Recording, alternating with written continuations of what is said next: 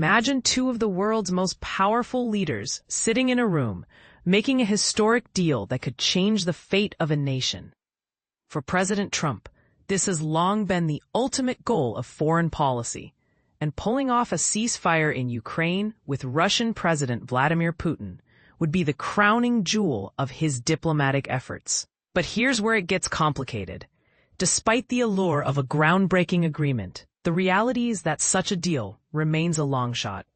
The idea of two leaders coming together to make a monumental decision is not new, but it's a concept that Trump has consistently championed. He believes that by building personal relationships with world leaders, he can create a foundation for successful diplomacy. And what better way to prove this theory than by brokering a peace deal in Ukraine, a country that has been embroiled in conflict with Russia for years.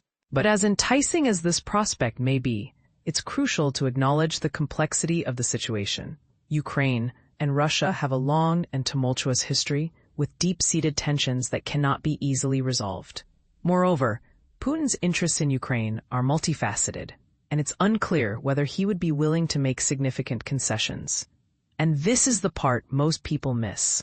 Even if Trump and Putin were able to reach a tentative agreement, there's no guarantee that it would hold. The situation in Ukraine is volatile, with multiple factions vying for power and influence.